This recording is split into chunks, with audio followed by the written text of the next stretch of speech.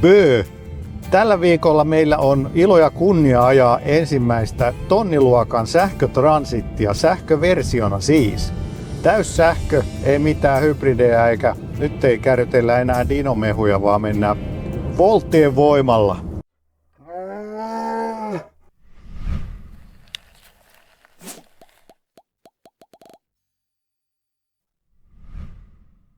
Vakuutukset kesäautoille, käyttöautoille, lapsille, kodille ja kaikille muulle tärkeälle osoitteesta pohjantähti.fi/Keski-Suomi. Fordillahan on ollut e-Transit jo muutaman vuoden, eli se on se isompi versio, mutta nyt tuli tämä Transit Custom, eli tämä suosittu tonniluokan pakettiauto, jota nyt sitten varmasti on jokaisella sähkö- ja putkiliikkeellä Suomessa. Ja tämähän on ollut viimeisen 12 kuukauden aikana Suomen eniten myyty pakettiauto, tämä Ford Transit Custom. Ja nythän tässä on sellainen hauska juttu, että tämä on Fordin ja Volkswagenin yhteistuote, eli samaa autoa myydään sitten pienillä kasvonmuutoksilla myös Volkswagenina, ja tällä nyt sitten tehdään näitä synergiaetuja, eli Ford Explorer ja Ford Caprihan käyttää tätä MEB-alustaa Volkswagenilta, ja nyt sitten näissä pakettiautoissa niin Volkswagen käyttää sitten Fordin kehittämää alustaa näissä tonniluokan pakettiautoissa. Eli jos nuo korin muodot on joltain kohdin samanlaiset, niin sehän johtuu siitä, että ne on samat sitten Transporterissa ja Transitissa. No, jos nyt katsotaan tuota ulkomuotoa, niin siellähän nyt ei hirveästi mun nähdäkseni noissa korimuodoissa on mitään ihmeellistä uutta. Näyttää sillä mun silmään samalta, mitä mä nyt oon tuolla liikenteessä katsellut aikaisempia Transit-malleja. Mullahan ei ole nyt näistä ihan viimeisimmistä ole kokemusta, vaikka itseäni voinkin pitää jonkunlaisena Transit-asiantuntijana, koska mulla on itselläkin ollut 2 Transittia, 82 ja 91. 82 oli York dieselillä ja sitten tää 91 oli sitten suorasuihkutus diesel, tällainen jatko-ohjaamo lavan malli, jonka nyt sitten myin tuossa viime vuonna pois. Eli hyvällä syyllä voi kyllä kutsua itseäni Transit-asiantuntijaksi. Et on tullut kyllä useita tuhansia kilometrejä, jos ei nyt kymmeniä tuhansia, niin tuhansia kilometrejä ajettua niillä vanhemmilla Transitilla. Ja onhan näillä sillä e-Transitillakin nyt silloin viime jouluna haettiin niitä joulukuusia. Mutta tuosta ulkonäöstä, niin pakettiauto, mikä pakettiauto, ei se nyt siitä ihmeemmäksi muutu, mutta keula on mun mielestä saatu maskivalot ja toi keulan ilme on kyllä mun mielestä tosi tuoreen näköinen ja hyvän näköinen, kun katsoo ihan suoraan edestä. Myöskin takavaloja on nyt sitten vähän freesattu ja sinnekin on vähän saatu sellaista tuoreutta. Kuormatilassa ei nyt mitään ihmeempiä muutoksia, varmaan samoja prässejä on käytetty sitten jo pidemmän aikaa. Sitten tuohon ulkonäköön liittyen, niin toi latausluukku on nyt sijoitettu tuonne oikeaan etukulmaan. Se on mun mielestä ihan hyvä paikka ja sille on varmasti se syy, että nyt kun on erilaisia korimalleja, on lavamallia ja alustamallia, että siihen voi sitten korin rakentaa ja tehdä mitä haluaa päälle, niin silloin se on selkeintä, että se latausluukku on tässä keulaosassa, jolloin sitä ei tarvi muuttaa jokaiselle korimallille erikseen. Et siinä on varmasti ihan järkisyyt ja kyllähän se toimii ihan hyvin. Jos menee Teslankin laturille, pikalaturille, niin silloin se toimii ihan hyvin, kun ajaa keula edellä. Ja muilla latureilla nyt ei ole muutenkaan pahemmin ongelmaa, koska on kuitenkin aika pitkät nuo johdot. Mutta tietysti jos tästä nyt olisi vähän pidempi versio vielä, niin silloin voisi olla se kaapelien yltäminenkin ongelma, niin sen takia tuo keula on varmasti näissä hyötyajoneuvoissa ihan hyvä valinta. Ehkä tuossa ulkonäön yhteydessä voi puhua vähän noista ajovaloista, jotka ei nyt kyllä tietenkään ihan henkilöautotasolle riitä. Tässä ei ole mitään matriisivaloja nyt ainakaan tässä autossa. Ja valoteho on nyt vähän sellainen silmämääräisesti katsottuna, niin ei nyt kovin voimakas ja vähän sellainen epätasainenkin, että monissa henkilöautoissa on paljon tasaisempi se valokuvio. Mutta sitten hypätään tänne kyytiin ohjaamon puolelle ja täällähän on kyllä aika kivasti tämä ergonomia kohdalla, että rattia saa säädettyä tosi laajalla alueella ja kuljettajalle on iso näyttö tuossa ratin takana. Täältä löytyy myös käsinoja täältä kuljettajalle. Oven päälle voi laittaa käden, että tässä on ihan miellyttävä istuma-asento. Sillä ergonomia on kunnossa, mutta penkissä on kyllä nyt toivomisen varaa. Tää on jotenkin selvästi pienemmän tuntunen kuin esimerkiksi se mun ID-bussin penkki. Ja nyt varmaan näitä ID-bus-vertauksia tällä videolla tulee ihan ärsyttävyyteen asti, koska sillä mä nyt oon ajanut useamman 10 000 kilometriä tässä vuoden aikana. Niin en voi olla vertaamatta tätä siihen. Et penkki on kyllä aika muodoton myöskin, että tässä ei ole minkäänlaista sivutukea. Et onneksi tässä on tää käsinoja ainakin tässä varusteversiossa, niin siihen saa sitten vähän tuettua. Mut nythän täällä on tilaa ihan hyvin, kun ei ole vaihdekeppiä tässä keskikonsolissa, niin täällä on tosi hyvin tilaa polville. Myöskin jos tuossa istuu apukuskin paikalla, niin siinäkin on jalkatilaa ihan riittävästi. Ja tää väliseinä on nyt muotoiltu niin, että tätä kuskin penkkiä saa hiukan siirrettyä taaemmas kuin noitahan ei tietenkään voi siirtääkään noita apukuskin penkkejä, mutta tässä on vähän enemmän säätövaraa. Et se on kyllä ihan tervetullut. Nyt mulla on tää kyllä ihan täällä takimaisessa asennossa. Et hyvä asento, kun penkki olisi vaan vähän parempi, niin tässä ei olisi mitään muuta heikkoutta. No hyötyajoneuvosta kun on kyse, niin lokeroitahan täällä on tietysti paljon. Täällä koetaulun päälläkin on aika todella syväkin lokero vielä tuossa apukuskin puolella. Mutta taas kun vertaan ID-bussiin, niin siinä sitä tilaa on vielä enemmän, koska se tuulilasi menee edemmäs. Niin esimerkiksi mä pystyn ID-bussissa tuon mun kameran, jossa on gimbaali kiinni, niin laittamaan sinne tuulilasikoloon. Ja se mahtuu ihan hyvin, mutta tässä ei ole mitään toivoa sellaiseen. Ja sitten toinen, mitä kovasti ihmettelen, niin tää puhelimen paikka on taas täällä aika alhaalla. Mun mielestä se on hankala siellä alhaalla, että joutuu täällä kyykistelemään, että sen saa sieltä. Varmasti tässä nyt olisi ollut vähän muitakin paikkoja. Tässä on tällainen mukiteline, jota nyt ei mun mielestä ihan välttämättä tarvitsisi, niin siinä voisi olla sellainen kiva puhelinteline. Ja sitten myöskin täällä on toinen mukiteline, mutta se on niin kapea, että siihen se puhelin ei mahdu pystyyn. Sehän olisi hyvä paikka. Se oli nyt varmaan jotain EU-säädöksiä, että puhelin ei saa olla niin, että sitä näyttöä voisi katsoa. Nyt on sitten ajosuunnan valinta siirtynyt tähän oikeaan viikseen ja sitten vilkut ja sitten pyyhkijät on täällä vasemmassa viiksessä. Tämähän on kyllä tosi kätevä paikka tälle ajosuunnan valitsimille, ettei tarvi kättä irrottaa ohjauspyörältä, kun vaihtelee ajosuuntia. Ja sitten ratissa on puhelimen ja radion ja vakionopeussäätimet myöskin. Mutta aika sellainen perinteinen tämä ohjaamo, että tässä ei mitään kovin suuria yllätyksiä ole. Tietysti keskinäyttö on nyt varmasti isompi kuin koskaan aikaisemmin. Tosi leveä ja tuollainen laajakulmanäyttö. Ja valitettavasti tuo käyttöliittymä on kuitenkin sama mitä on ollut aiemminkin. Niin se ei ole kyllä mun mielestä enää ihan niin kuin tuoreenta sillä saralla. Että tossa ehkä kyllä Ford on nyt pikkusen jäänyt jälkeen, jos vertaa vaikka Volkswagenin kehitykseen. En tiedä nyt sit mikä siinä uudessa Transporterissa on, että käytetäänkö samaa kuin ID-bussissa. Toiminnot löytyy kuitenkin tuossa alareunassa on nämä tällaiset yleisemmin tarvitut painikkeet, penkin lämmitys, ratin lämmitys ja ilmastoinnin painikkeita. Ja sitten tässä on vielä jotain, muutama fyysinen painikekin, kamerat. Tässä on nyt 360-kamera tässä autossa, tuulilasin lämmitys ja pysäköinti ja avustin. Ja sitten myös toi liukkaan kelin ajomoodi löytyy tuosta pikavalitan. Ja mä etin aika pitkään, kun tällä eka kertaa ajoin, että missä tässä on käsijarru, mutta se on tässä keskikonsolissa keskellä.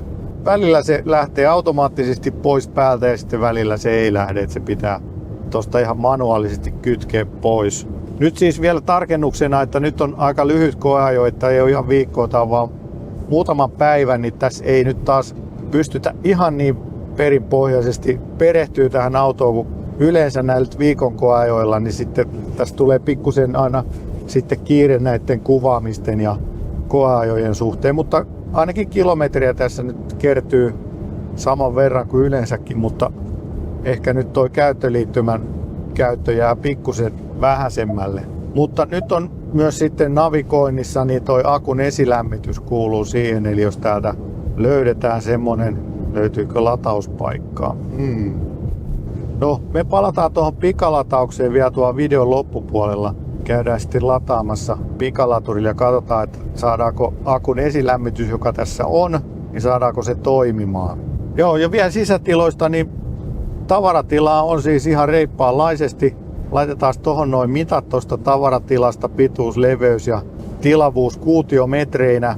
Aika iso toi sivuovi, nyt jos vertaan taas siihen ID-bussiin, niin jotenkin vähän sellainen kankeasti kulkee toi ovi. En tiedä johtuuko siitä, että on vielä tuuden kankeutta, että ei ole kaikki ihan vielä hioutunut paikalleen, mutta vähän semmonen epämääräisempi ote siinä oven käynnissä. Takaovi on nyt pariovellinen ja se toinenkin ovi aukeaa nyt sähköllä sen lukitus, eli siellä ei ole mekaanista salpaa, vaan siellä on sellainen ihan sähköinen salpa tai painike, jolla sitten saadaan se toinenkin sivuovi auki. Kuormaansidonta lenkkejä löytyy, ne ei ole lattiassa, vaan ne on siellä aika alhaalla lattian rajassa, mutta seinillä. Ja tässä autossa on nyt tollainen kovamuovinen kaukalo tuolla lattiassa, mikä on siis hyvä, jos niin ajattelee, että jotain vähän kosteempaa tavaraa joutuisi heittää tuonne kyytiin, niin sitten se sulamis- tai valumavesi ei sitten mene mikään tuonne auton rakenteisiin, vaan se jää siihen kaukaloon. Mutta se huono puoli siinä on se, että se on todella liukas se kaukalo ja siinä ei tavarat pysy paikallaan vähänkään reippaammassa ajossa, niin tavarat pitää olla sitten sidottuna, ettei ne lentele tuolla pitkin poikin. Ja siinä toisessa esittelyautossa, mitä päästiin katsomaan, niin siinä oli taas semmonen karheampi vanerilattia, mikä sitten taas on parempi kitkaltaan ja ehkä vähän paremmin tavarat pysyy paikoillaan.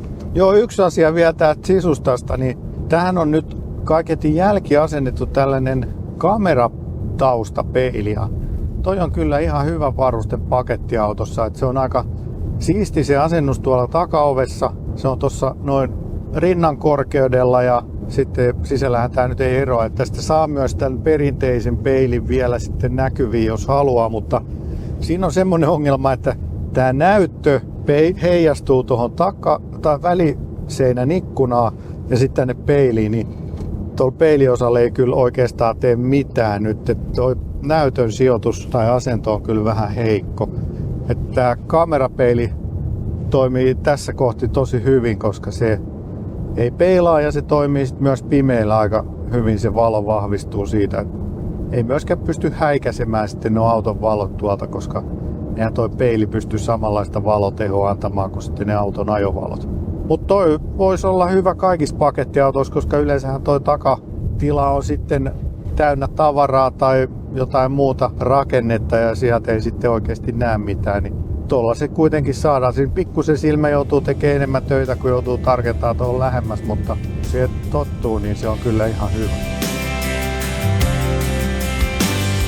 Mutta sitten tähän ajettavuuteen, niin jotenkin mä tunnistan joitain sellaisia yhteneväisyyksiä sen 91 Transitin kanssa, joka oli siis tosi hyvä pakettiautoksi jo silloin. Se 82 ei ollut kovin hyvä, mutta sitten se viistokeulainen Transit, niin mun mielestä sen jälkeen se ajettavuus on kyllä parantunut huomattavasti ja jotenkin tässä on vähän samanlainen fiilis. On tää ajoergonomia tietysti kuljettajalla parantunut paljonkin siitä, mutta kuitenkin rauhallinen pitkä akseliväli, rauhallinen käytös. Ei niinku mitään ärsyttävyyksiä mihinkään suuntaan ja mun mielestä tää ohjaustuntuma on jopa näin äkkiseltään. Mitä mä ajoin sitä Exploreria, niin mun mielestä tässä on jopa parempi ohjaustuntuma kuin Explorerissa. Ehkä semmonen Fordille tunnusomainen napakkaohjaus. Tässä on vähän sellaisia pieniä jäänteitä vielä siitä, että ei ole vielä yliavustettu sitä ohjaustuntumaa. Nyt mä oon tietysti ajanut tyhjällä autolla, niin silti tää alusta toimii tosi hyvin, että ei niinku pompota mitenkään liikaa. Nyt en tietenkään tiedä sitten, että millaista se olisi, jos olisi vähän kuormaa siellä, se 1000 kiloa kuormaa kyydissä, niin miten se sitten tuntuisi, mutta tyhjänä todella hyvä. Mutta sitten se ehkä huono puoli tuossa ajettavuudessa, niin toi vetopito on kyllä aika heikon tuntunut, että vaikka ei ole edes lunta yhtään, niin tuossa pihassa kun kääntelin, niin kaasupoljen on säädetty aika herkäksi tässä normaali ajomoodissa. Se sitten tekee sen, että tässä takapyörä sutasee tosi herkästi, ihan hiekkapinnallakin. Et melkein pitäisi sitten liukasta tai ekoa käyttää, niin sitten se kaasupolkimen vaste on vähän loivempi. Et toi normaal on jo melkein vähän niin kuin sportti henkilöauto maailmassa. Tietysti tämä pitkä akseliväli tekee myös sen, että silloin sitä painoa niillä takapyörillä on niin kuin vielä vähemmän kuin lyhyessä autossa. Vaikka tämä on takavetoinen ja tämä moottori on tuolla takana, niin se on kuitenkin suhteellisen kevyt ja akku on tietysti auton keskellä. Että kyllä periaatteessa pitäisi olla parempi sitten kuin takavetoinen polttomoottoriauto, mutta nyt ei valitettavasti ollut tätä liukasta suomalaista talvea, että oltaisiin päästy enemmän testaamaan tätä liukkaan kelin ajo-ominaisuuksia. Ja jarrut tuntuu ihan sopivilta. Tästä löytyy sitten tämä L-asento tästä ajosuunnan valitsimesta, jolla saadaan sitten tätä regenerointia voimakkaammaksi. Yhden polkimen ajosta ei voi puhua, koska auto ei pysähdy, jos nostaa jalan pois kaasupolkimelta, mutta kuitenkin hidastaa vähän sitten reippaammalla hidastuvuudella. No niin, nyt otetaan heti 1 pykälä ajettavuudesta takaisinpäin, koska täältä löytyikin valikoista yhden polkimen ajoja. Nyt kun se on asetettu, niin kyllähän tää ihan pysähtyy. Vihdoinkin. Hyvä. No sit yksi juttu kans, mikä nyt ehkä toivottavasti kuuluu vähän mikrofonillekin. Moottoriääni kuuluu aika voimakkaasti.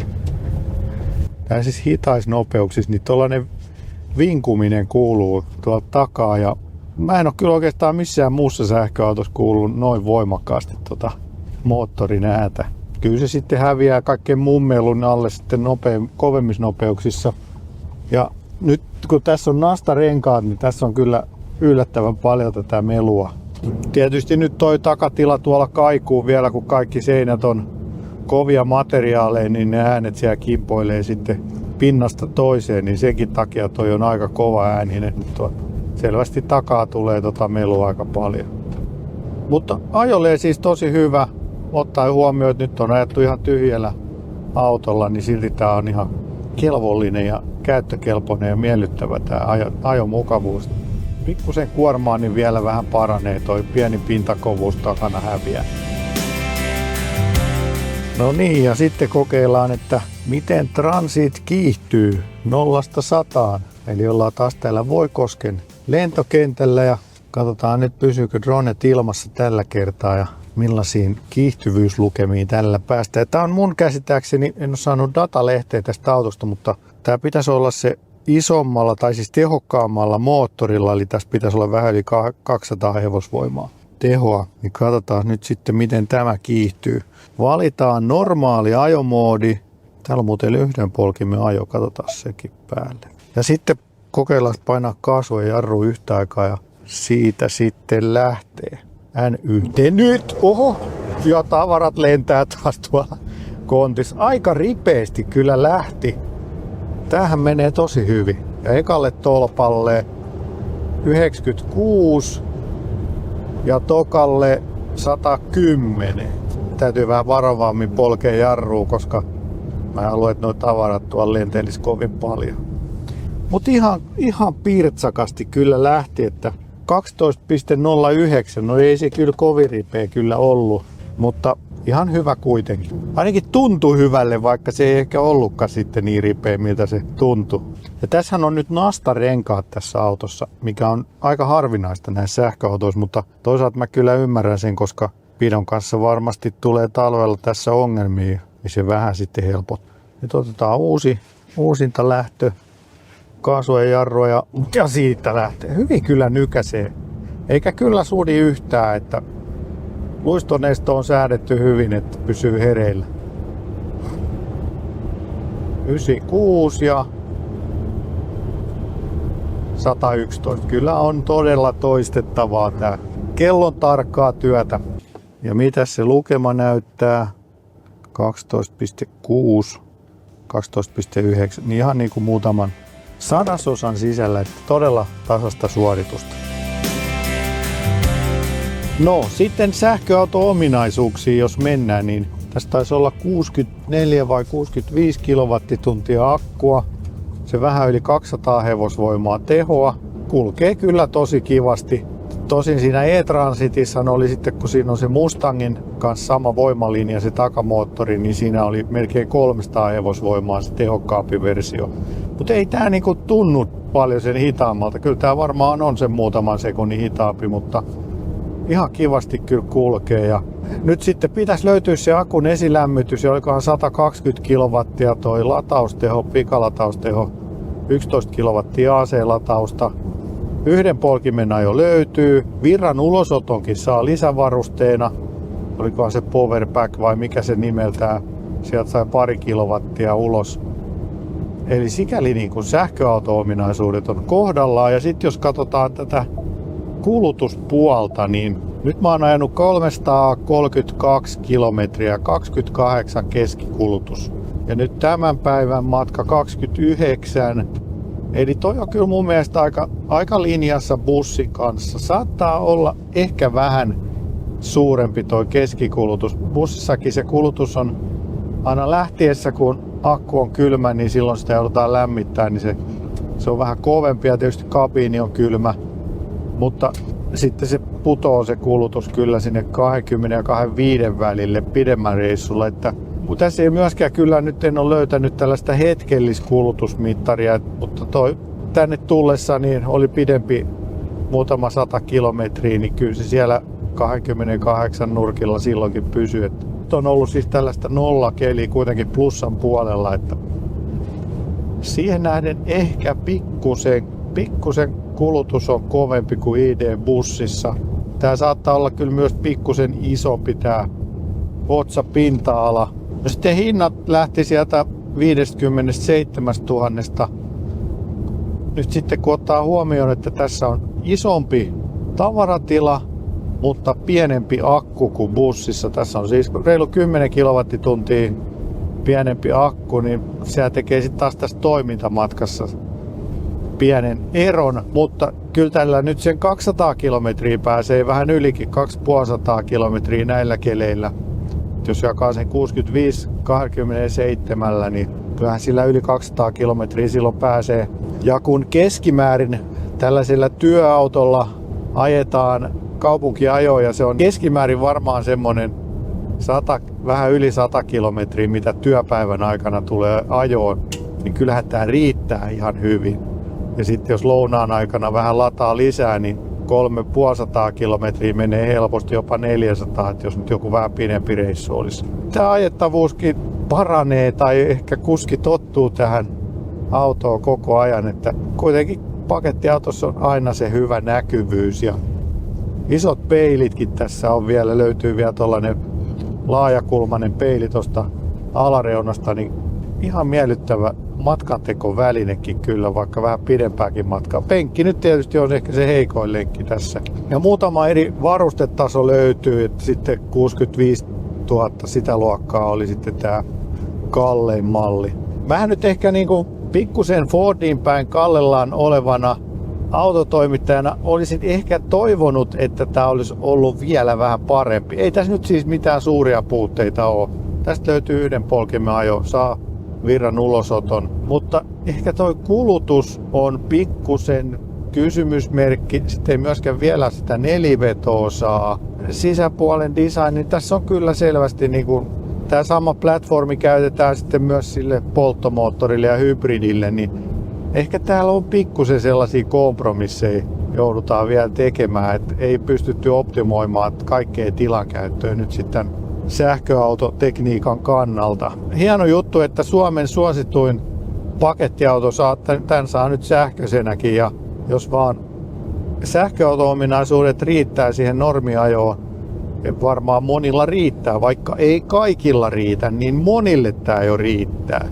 Kyllä tässä on ihan toimiva työkalu. Ehkä semmoinen työkalumaisuus tässä tulee enemmän. Jos nyt taas vertaan siihen ID-bussiin, niin se on ehkä vähän hienostuneempi, mutta myös pienempi.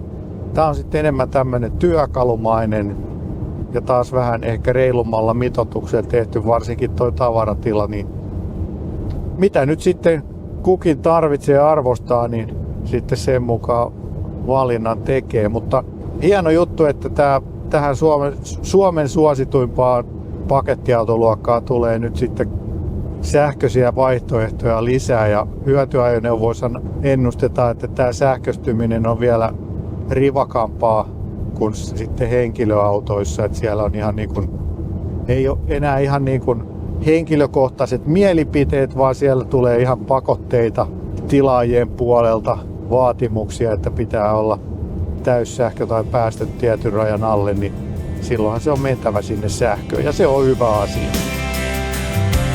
No niin, nyt on istuskeltu tässä laturilla ja nyt on 17 minuuttia oltu ja melkein 20% on tullut lisää akkua. Ei kun 25%. 25% 17 minuutissa.